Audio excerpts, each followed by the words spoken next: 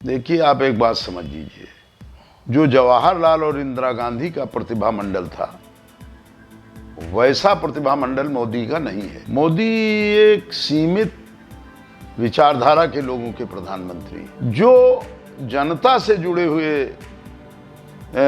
वो हैं कार्यालय, उनमें लोग कहने लगे कि भाई देखो, ई टाइम योगी जी का राज है और बड़ा सख्ती है, तो भाई अब 500 मकाम न चलिए, 1000 रुपये दो। भाई हम अडानी पर जाने नहीं चाहते, अडानी तो मोदी जी के लाडले हैं। जय हिंद दोस्तों, मैं हूं आपका साथी परवेज अहमद। आप देख रहे हैं द पॉलीग्राफ की खास पेशकश, सीधा सवाल सीधा जवाब। आज हमारे साथ मौजूद हैं बहुत ही सीनियर सोशलिस्ट लीडर हैं राजनाथ शर्मा जी।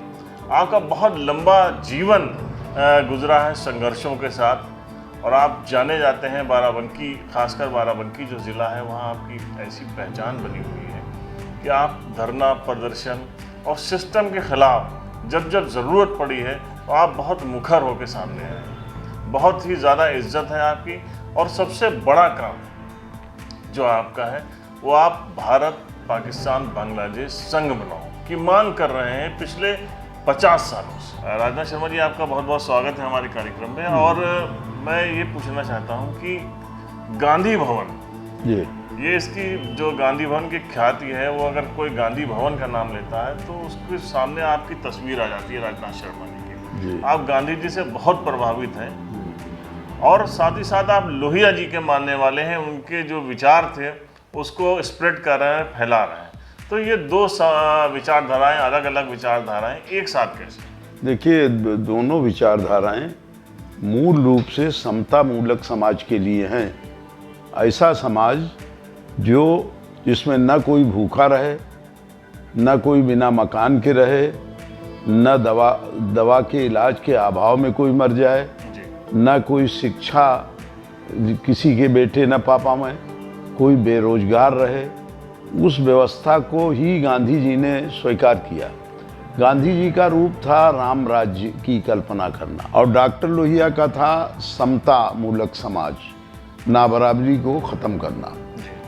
तो इसमें थोड़ा अंतर ये था कि डॉक्टर साहब उसको धार्मिक स्वरूप से नहीं देखते थे।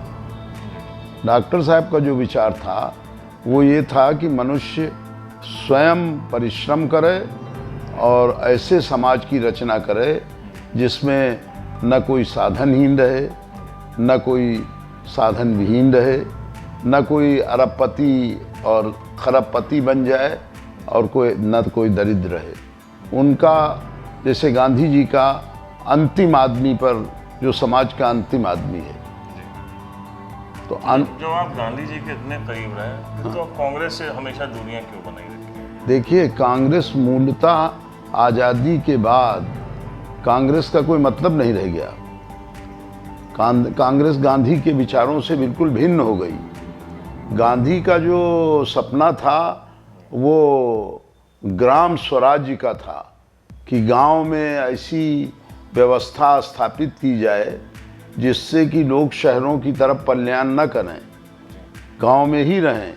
गांव में रोजगार के साधन कुटीर उद्योग के माध्यम से लगाए जाएं, जिससे बेरोजगारी मिटे। और उसी लिए गांधी जी ने खादी, स्वदेशी और इन चीज़ों की कल्पना की। लेकिन जब आज़ादी मिली तो बड़े बड़े कल कारखानों की तरफ जब देश चला, तो अभी जब देश बड़े बड़े कल कारखानों में लगा, तो उन कारखानों से शहरों की तरफ भगदड़ मची। जैसे आपके उत्तर प्रदेश में कानपुर था, औद्योगिक नगर था, तो सबसे गंदा शहर था, प्रदूषण था, बीमारियां थीं। आज भी वहाँ सबसे ज़्यादा बीमारियां कैंसर, टीबी, इन चीज़ों की हैं, क्योंकि वहाँ उद्योग तो ख़त्म हो गया, लेकिन प्रदूषण, इतनी आबादी बढ़ गई वहाँ कि उसका प्रदूषण नहीं खत्म हो पा रहा है। कि बाराबंकी में या आसपास के जो ज़िले हैं, वहाँ जो छात्र संघ की जो राजनीति शुरू हुई थी, उसके आप जनक कहना। देखिए, हम समाजवादी दल में शामिल हुए। समाजवादी दल में शामिल होने का मूल कारण ये था कि रामसेवक यादव जी हमारे गांव से 2 किलोमीटर की दूरी पर गांव में रहते थे। हमारा गांव है नसीपुर और उनका गांव है ताला बेटा। तो खाली गोमती नदी का एक मील चलिए, बस गोमती नदी पार कीजिए और ताला आ जाता है। तो उनका शिक्षा के काल में, चूँकि उस जवार के रहने वालों में मेरा परिवार यहाँ था, तो जब शिक्षा ग्रहण करने आए तो हमारे घर रहे। फिर जब वकालत करके आए तो हमारे घर से ही उन्होंने वकालत शुरू की। तो एक पारिवारिक संबंध होने के कारण हमारा पूरा परिवार समाजवादी दल से जुड़ गया। हम भी राम सेवक जी से जुड़ गए, लेकिन राम सेवक जी और वो लोग एक उस विचारधारा की राजनीति करने के वाले लोग थे जो वोट पर ज़्यादा मुनस्सर रहते थे। सामाजिक परिवर्तन या नई चेतना समाज में पैदा की जाए, इस पर उनका ध्यान कम था। मतलब अगड़ों पिछड़ों का जो राजनीति उस पर ज़्यादा भरोसा था? नहीं, अगड़ों पिछड़ों का नहीं, सोशलिस्ट पार्टी का तो ये था ही। उसका ये नारा था कि सोशलिस्टों ने बांधी गांठ, पिछड़े पावे 100 में 60। डॉक्टर लोहिया का एक नारा था कि पिछड़े पावे 100 में 60। उनका अंग्रेजी हटाओ के लिए एक बड़ा नारा ये भी था कि ऊंची जात की क्या पहचान, बोले गिट पिट बानी करे न काम। अंग्रेजी बोलती है और काम नहीं करती है। तो ऐसी विषम स्थिति में ये हुआ कि 59 में यहाँ पर 15 अगस्त के एक जलसे में यहाँ पर सबसे आयरन मैन थे बाबू राम सिंह। अच्छा। मतलब राजनीति के बिल्कुल लोग समझते थे कि स्तंभ हैं, और मेरी कोई उम्र भी नहीं थी। तो उसमें मारपीट हो गई नगर पालिका में। उस जो स्वतंत्रता का समारोह था, नाटक, उसमें प्रवेश करने में, और कुछ लड़के मारे गए। अच्छा। तो लड़के मारे गए तो एक सार्वजनिक रूप से पहले तो ये आह्वान हुआ कि भाई ये माफ़ी मांगे चेयरमैन नगर पालिका बदइंतजामी के लिए, और जो ये घटना हुई। बाबू राम सिंह कहाँ माफ़ी मांगने वाले आदमी थे, वो तो लौह पुरुष थे यहाँ के, महान जी और वो। और तीसरे नंबर पर आ गए थे राम सेवक यादव। और कांग्रेस में जमील साहब भी थे। जमील साहब थे, मौसना जी का तो कोई उस टाइम तक अस्तित्व था नहीं। तो साहब अब उन्होंने तो पहले दिन ऐसे ही हड़ताल हुई। लेकिन एक आदमी यहाँ बहुत बहादुर था कांग्रेस में, दिलदार हुसैन साहब। तो दिलदार हुसैन साहब से हमारी जब बातचीत हुई तो उन्होंने कहा कि इस आंदोलन को बहुत ही शक्तिशाली तरीके से चलाना है, और वो भी हमारी मदद में जुटे। दूसरे ये राजेंद्र जो छाया तब हिंद टाकीज था, इसके मालिक थे, एक काशी टंडन थे, और बहुत से लोग जुटे। अब जब बहुत से लोग जुटे तो लखनऊ विश्वविद्यालय में उस टाइम हैदर अब्बास, इब्ने हसन, सहीरुल, मन्नान साहब, तांगड़ी, श्यामलाल वाजपेयी, पंडित राम अवतार दीक्षित, ये सब बड़े नेता थे छात्र संघ के। तो ये सारे लोग आए यहाँ पर साहब, और घसियारी मंडी में एक मीटिंग हुई। तो उस मीटिंग से जब अभी मीटिंग चली रही थी तो मैं घसियारी मंडी से बाहर आया। तो मास्टर चटर्जी यहाँ बहुत पुराने आदमी थे शहर के, और उन्होंने 3 पीढ़ियों को पढ़ाया,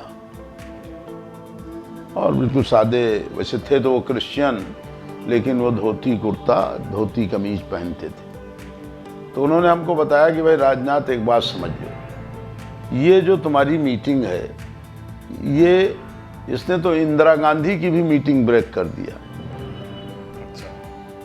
जो 54 में वो आई थी अध्यक्ष बनने पर, तो उससे बड़ी ये मीटिंग हो गई। बहरहाल अब कुछ आर्बिट्रेटर्स लगे, कुछ ये लगे, वो लगे, और 12 बजे 11 बजे कलेक्टर ने कहा कि भाई जो शहर की स्थिति है उसमें सुबह लॉ एंड ऑर्डर की समस्या है बाबू राम सिंह से, और अगर आप इसमें खेद प्रकट करने के लिए नहीं उपस्थित हो रहे हैं तो हमारी जिम्मेदारी नहीं होगी। तो फिर वो जिसके घंटा घर के नीचे आए और लाउड स्पीकर पर उन्होंने उस घटना के प्रति खेद प्रकट किया। ये एक बड़ी जीत थी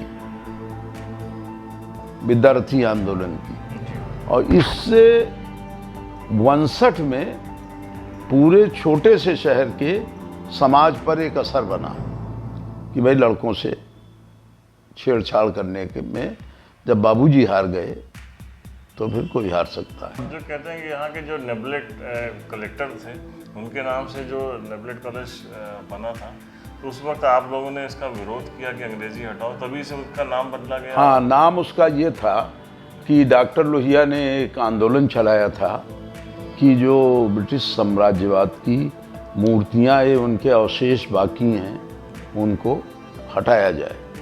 तो बहुत जगह पर अंग्रेजी हटाने का अंग्रेज़ों के वो निशान हटाने का आंदोलन चला।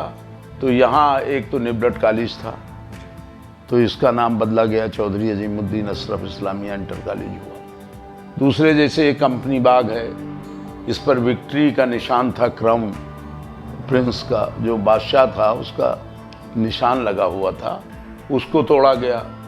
फिर ये जो शहीद स्मारक है, तथाकथित शहीद स्मारक इसको कैसे सकते हैं आप? इसलिए नहीं कह सकते कि जो यहाँ पर शहीदों के नाम दर्ज हैं ये वो शहीद हैं जिन्होंने द्वितीय महायुद्ध में ब्रिटिश साम्राज्यवाद को बढ़ाने में अपनी कुर्बानी दी। अच्छा, ये कोई स्वतंत्र भारत के आंदोलन के लोगों के नाम थोड़े इस पर अंकित है। अच्छा। और वही परिपाटी चली आ रही है, अभी हम मनाते हैं जब जो है तो वही शहीद। हाँ, तो इनको आप शहीद मान लेते हैं, ये शहीद है ही नहीं है। अब ये कुछ मिलिट्री के लोग, कुछ ये कुछ वो जो शहर में रहते हैं, वो अपने प्रभुत्व को कायम करने के लिए इसका मूलतः कंपनी बाग का मतलब है जो हर सिविल लाइन में पूरे देश में है। बड़े शहरों, बम्बई में है, दिल्ली में कंपनी बाग है, सिविल लाइन दिल्ली में कंपनी बाग है। कंपनी बाग का मतलब है कि ईस्ट इंडिया कंपनी से वो जुड़ा हुआ नाम। और द्वितीय महायुद्ध में अंग्रेज जब जीत गए तो जो छोटे छोटे जमींदार थे उन्होंने कंपनी बाग अपने अपने। अच्छा, लोहिया जी के करीब कब आए आप? लोहिया जी के करीब हम आए 1963 में। जब 63 का वो चुनाव जीते फर्रुखाबाद से, फिर डॉक्टर लोहिया के करीब आने पर मेरे गांव में एक 60 के दशक में 3 दिन का एक शिविर हुआ। रामसेवक यादव जी ने गांव नसीपुर में सड़क पर एक शिविर करवाया। उन दिनों समाजवादियों के शिविर हुआ करते थे। उस शिविर में देश के करीब करीब सभी बड़े नेता आए, जैसे दल सिंगार दुबे, जिनके बारे में डॉक्टर लोहिया ने कहा कि हीरो ऑफ द गाजीपुर, मामा बालेश्वर दयाल, राजनारायण, अर्जुन सिंह भदौरिया, मधुलिमय, और रामसेवक जी खुद बड़े नेता थे ही, शमशी मीनाई, ये लोग सब मेरे गांव पर 4 दिन रहे। तो वहाँ फिर मेरी मुलाकात हुई दल सिंगार दुबे से और मेरी मुलाकात हुई मधुलिमय से। वहीं फिर मधुलिमय गोवा से छूटे थे उसी टाइम, गोवा के स्वतंत्रता आंदोलन से, तो मधुलिमय का बड़ा क्रेज था पूरे देश में। फिर मधुलिमय निरंतर बाराबंकी मीटिंगों में आते रहे, मेरा उनका संपर्क बढ़ता रहा। जयप्रकाश के कारण भारतीय समाजवादी आंदोलन को बड़ा नुकसान हुआ। अगर वो बने रहते समाजवादी आंदोलन में, और ये तब हुआ जब थानू पिल्लई की सरकार ने गोली चलाया मजदूरों पर केरल में, तब डॉक्टर लोहिया ने भारत के राष्ट्रपति को एक पत्र लिखा कि थानू पिल्लई की सरकार को बर्खास्त कर दिया जाना चाहिए, क्योंकि कोई किसी भी सरकार को ये नैतिक अधिकार नहीं है कि वो रोटी रोजी के प्रदर्शन पर गोली चलावे। और वो थी सोशलिस्ट पार्टी की सरकार। तो फिर जयप्रकाश जी, आचार्य जी, कामत, सुरेंद्र नाथ द्विवेदी, ये जो बड़े नेता थे पीएसपी के, इन्होंने डॉक्टर लोहिया को पार्टी से निकाल दिया, शेरघाटी की कॉन्फ्रेंस में डॉक्टर लोहिया सोशलिस्ट पार्टी से निकाल दिए गए और अंत में ये भी हुआ कि थानू पिल्लई की सरकार भी गिर गई, क्योंकि नेहरू पहली सरकार बनी थी गैर कांग्रेसी केरल में। तो उस समय से लेकर बाद तक एक प्रयास होना चाहिए था समाजवादी आंदोलन की उस एकाग्रता को बनाने का जैसे कम्युनिस्टों ने बनाया। आज देश में कम्युनिस्टों का कुछ नहीं, लेकिन इनके हर जगह पर दफ्तर हैं, हर जगह पर इनके कार्यकर्ता हैं, हर जगह पर इनके विचार की बातचीत चलती है। हमारा जो पिछड़े 100 में 60 का आंदोलन चला, उसमें जो पिछड़ी जातियों का नेतृत्व आया, उसका परफॉर्मेंस इतना खराब था, चाहे लालू रहे हों, चाहे मुलायम सिंह रहे हों। अच्छा, जो बाबूजी मैं संक्षेप वो बड़ा खराब था। एक बात करना चाहता हूँ। हाँ। जब आपने हमेशा जो है ये जो विपक्ष का रोल अपनाया, क्योंकि आप प्रभावित थे लोहिया जी से, और जाहिर है कि लोहिया जी विपक्ष का जो चेहरा थे, विपक्ष क्या होता है ये दुनिया को दिखलाया ही नहीं।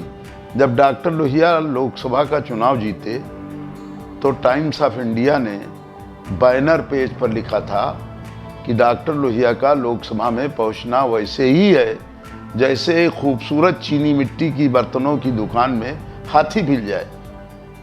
जी, तो वही कह रहे हैं। और जैसे डॉक्टर लोहिया जब लोकसभा में पहुंचे तो उसके पहले कोई बोलता ही नहीं था, क्योंकि जवाहरलाल इतना भयानक प्रतिभावान आदमी था कि उसके सामने और हिंदी की जानने वाले लोग जीत रहे थे और वहाँ अंग्रेजियत थी। तो डॉक्टर लोहिया ने लोकसभा में हिंदी चलाई। और यही हम लोग यहाँ के जो हमारे दर्शक हैं वो ये जानना चाहते हैं कि जब आप उनसे प्रभावित थे, उन्होंने अगर लोकसभा में नाक में दम किया तो आपने यहाँ का जो राजनीति थी उसमें हमेशा कांग्रेस के नाक में दम किया। 1975 का वो जो कहा जाता है कि काला जो है वर्ष रहा, उसमें इमरजेंसी लागू हुई, उसमें आप जेल गए, उसके कुछ जो है वह साझा करिए। जेल ही नहीं गए, जेल तो गए ही। निरंतर जब जेल से आते थे तो नारा प्रदर्शन, नारा बोलते हुए ही अदालत पर जाते थे, नारा बोलते ही गाड़ी से उतरते थे। तो हमसे बार बार एसपी कहलवाता था कि तुम्हारे ऊपर एक अन्य मुकदमा चलेगा, मतलब ये रोज आप कानून तोड़ रहे हैं। तो मैंने उससे पूछा कि भाई मैं क्या कानून तोड़ रहा हूँ, ये तो मेरा मौलिक अधिकार है। लोकतंत्र में नागरिक अधिकारों में बोलने के अधिकार को तो समाप्त नहीं किया गया है। अच्छा, ये होता है आपने ये जो है भारतीय राजनीति फली फूली और जो शक्तिशाली हुई उसका पूरा मंजर आपने देखा है। आपने देश के 2 शक्तिशाली प्रधानमंत्रियों का कार्यकाल देखा। इंदिरा गांधी जो सबसे शक्तिशाली प्रधानमंत्री कही जाती थी, और मौजूदा टाइम में जो नरेंद्र मोदी जी हैं वो भी बहुत सबसे शक्तिशाली प्रधानमंत्री कहे जाते हैं। इन दोनों के कार्यकाल में क्या फर्क है? देखिए, आप एक बात समझ लीजिए, जो जवाहरलाल और इंदिरा गांधी का प्रतिभा मंडल था वैसा प्रतिभा मंडल मोदी का नहीं है। मोदी एक सीमित विचारधारा के लोगों के प्रधानमंत्री, सर्वव्यापी प्रधानमंत्री नहीं है। इसीलिए उनको कहना पड़ता है सबका साथ सबका विकास। तो ये बात कांग्रेस नहीं कह रही थी, ये इंदिरा गांधी नहीं कह रही थी। वो तो लग रहा था कि सबका विकास हो रहा है। आपको लोकतांत्रिक अधिकार पूरी तरह से प्राप्त थे। कलेक्टर नौकर अपने को समझता था। मैं भी जाता था तो कलेक्टर सम्मान के साथ मिलता था। मैं तो विद्यार्थी राजनीति में था। आज क्या फर्क है? आज ये फर्क है कि कलेक्टर मिलता नहीं है, कलेक्टर मालिक समझता है अपने को। अफसरशाही हावी हो, बिल्कुल अफसरशाही हावी हो चुकी। घूस का स्तर बढ़ गया। तहसील, पुलिस, सप्लाई, जो जनता से जुड़े हुए वो हैं कार्यालय, उनमें लोग कहने लगे कि भाई देखो ये टाइम योगी जी का राज है और बड़ा सख्ती है, तो भाई अब 500 मकाम न चलिए, 1000 रुपये दो। तो योगी जी तो कहते हैं कि हमने भ्रष्टाचार खत्म कर अब भाई जीरो टॉलरेंस है। हाँ, योगी जी कह रहे हैं, योगी जी के बारे में हमारी जानकारी है कि वो स्वयं पैसा नहीं लेते, ईमानदारी से। जो बहुत से मुख्यमंत्री हुए, जिनमें चरण सिंह, राम नरेश और योगी जी, जो खुद पैसा नहीं लेते। लेकिन जो पद्धति है भाजपा की, जब 67 की सरकार बनी थी, तब भी आपको अगर भाजपा के मिनिस्टर से कोई काम है तो भारतीय जनसंघ के दफ्तर आप जाइए, वहाँ डोनेशन की एक रसीद कटाइए और तब आइए। अब कहा जाता है कि जो अभी वर्तमान में जो योगी सरकार है, इसके वक्त में लॉ एंड ऑर्डर बहुत बढ़िया हो गया है, पहले से बहुत अच्छा है। आपने तो देखा है एक लंबा कार्यकाल आपका गुजरा है, क्या माहौल है इस वक्त कानून व्यवस्था? भाई देखिए, कानून व्यवस्था का ये मतलब है कि यहाँ नारकोटिक्स का एक विभाग है पूरा, ओपीएम डिपार्टमेंट है। ओपीएम डिपार्टमेंट ने पूरे साल में शायद 1-2 केस पकड़े हों, और लोकल पुलिस ने कम से कम 100 केस, 200 केस पकड़े होंगे। तो फिर नारकोटिक्स डिपार्टमेंट की जरूरत क्या है? देखिए, आप अखबार में हैं, आप मीडिया में हैं, आपको लिखना चाहिए कि नारकोटिक्स डिपार्टमेंट खत्म कर दिया जाए। ये तो निष्क्रिय डिपार्टमेंट है, पुलिस ज्यादा हमारी सक्रिय है। और फिर इन मुकदमों की एक विवेचना होनी चाहिए।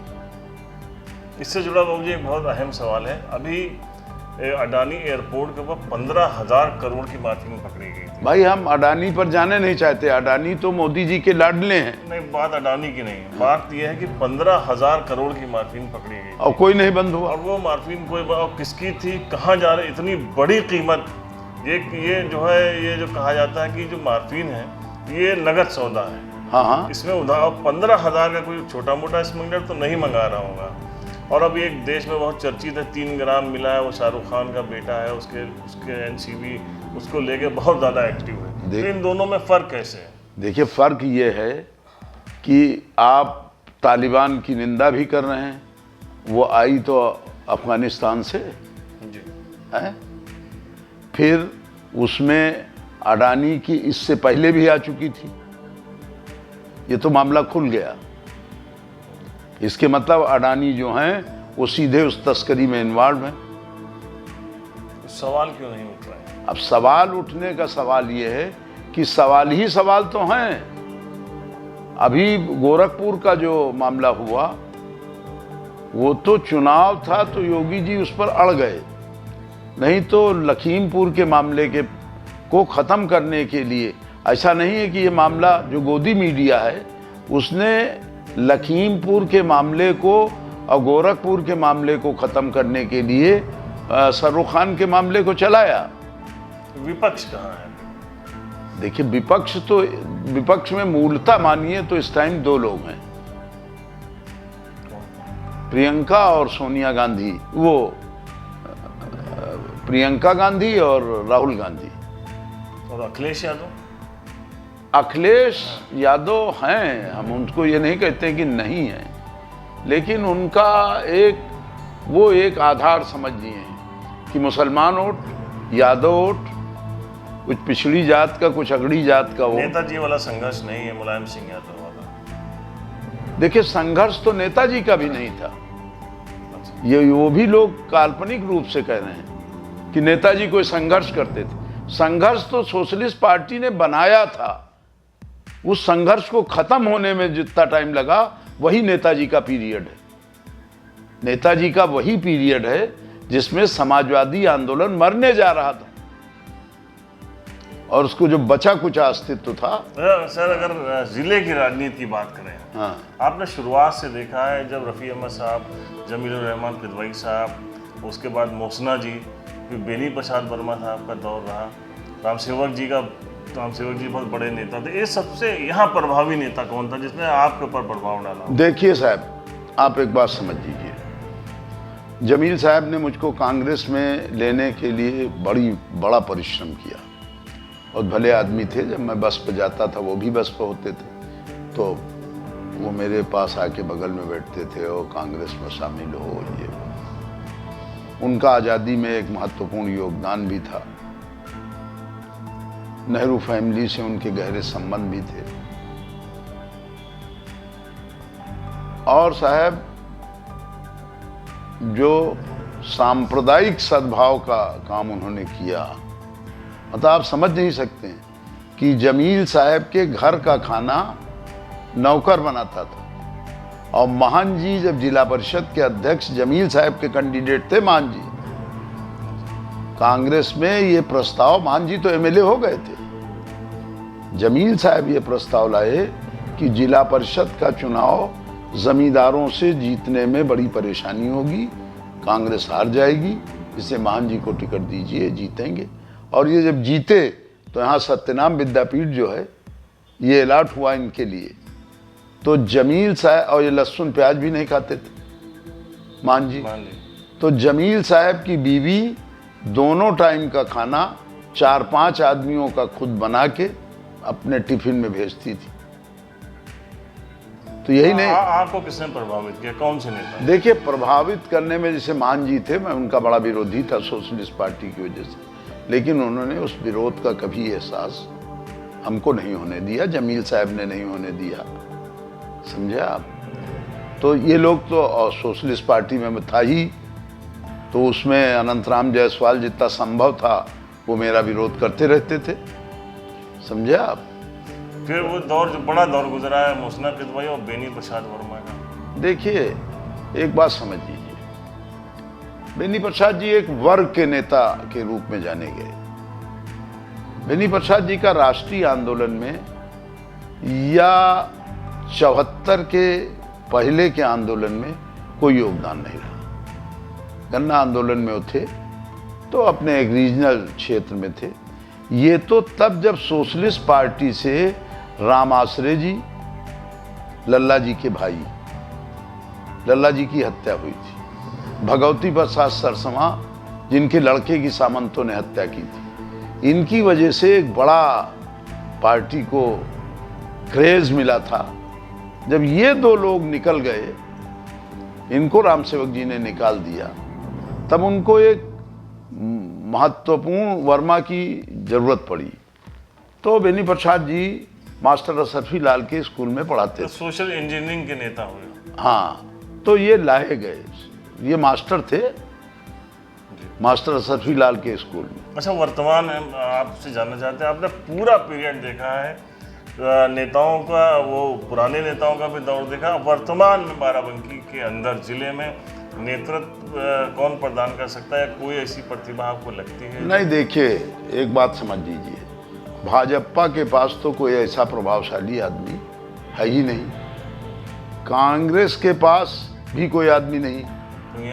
पूनिया जी तो खरीद फरोख्त वाले आदमी हैं, अफसर भी रहे हैं और अफसर, देखिए, अफसर और सांसद से क्या मतलब, सांसद तो कोई हो सकता है, कल कहीं अडानी सांसद हो जाए, तस्कर भी है, उसके वहाँ मार्फिन भी आई और एमपी भी हो सकता है। समाजवादी में, समाजवादी दल ही यहाँ पर एक अग्रसर दल है, जिसमें समाजवादी लोग व्यर्थ में संघर्षरत रहते हैं।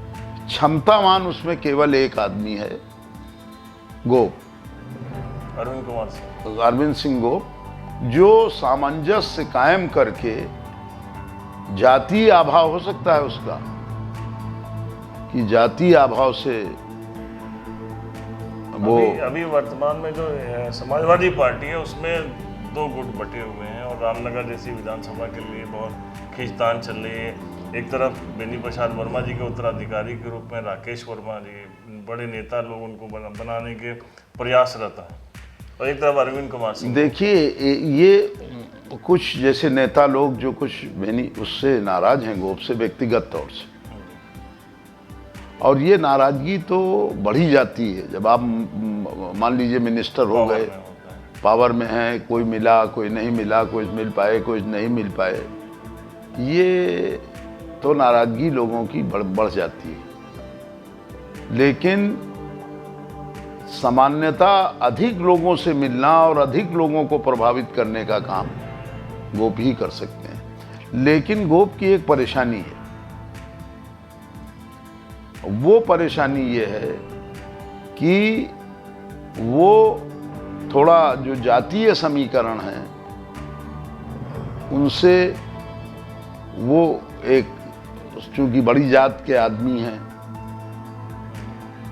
और बड़ी जात में भी राजपूत हैं,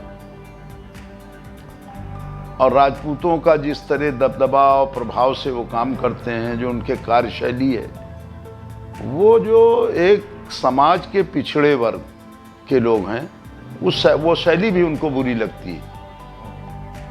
लेकिन गोप में वो शैली नहीं है।